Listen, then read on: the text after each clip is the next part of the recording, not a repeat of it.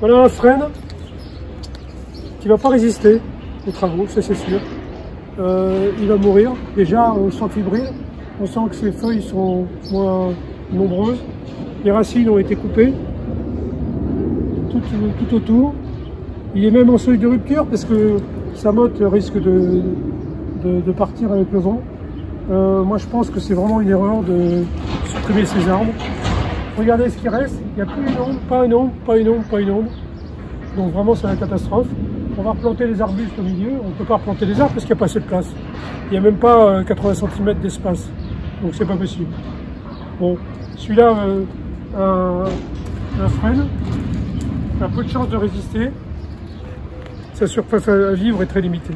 Vraiment c'est très terrible, terrible. Alors là, nous avons un frêne élevé, c'est-à-dire c'est un arbre qui est programmé pour être très grand. Ça peut atteindre 45 mètres dans la nature et en ville, ça atteint facilement 30 mètres.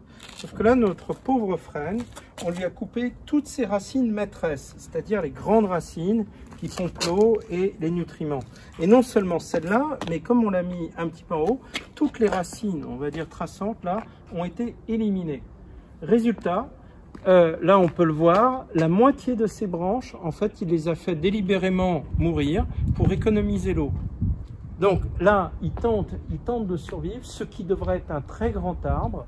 Il est désespérément en train de tenter de survivre à la fois à la sécheresse, aux canicules et à la perte manifestement de plus de la moitié de ses racines. Et quand on fait un élagage pour des arbres comme ça, on laisse quelques centimètres pour que ça puisse se dessécher et quand la partie est sèche, les champignons ne peuvent pas rentrer. Là, les champignons ont une porte d'entrée directe vers le duramen de l'arbre.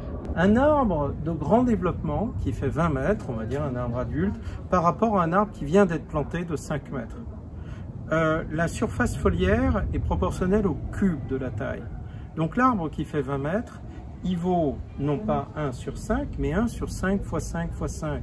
Il vaut 125 nouveaux arbres plantés en termes de surface foliaire. Et la surface foliaire, c'est ce qui permet la régulation du climat, rafraîchissement, dépollution de l'air, et grosso modo, c'est proportionnel à ce qui se passe en dessous, donc c'est dépollution de l'eau et dépollution de la terre.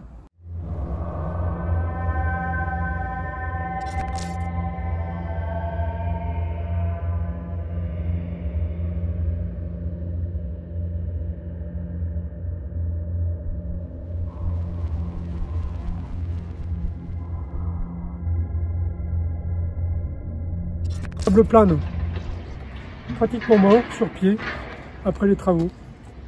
Il n'a pas été respecté, on lui a laissé un espace à vivre d'1 mètre carré. 1 mètre carré. Les branches sont coupées, arrachées. Il n'y a pratiquement plus de feuilles, les feuilles commencent à dessécher.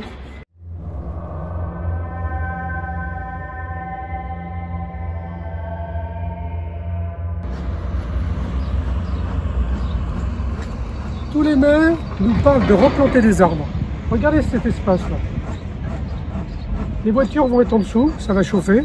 Il n'y a aucun arbre, aucun emplacement prévu pour les arbres. Aucun. Alors que tous les maires nous disent on va se planter des milliers d'arbres. Et bien là, il n'y a pas d'arbres. Et c'est là où il faut les arbres.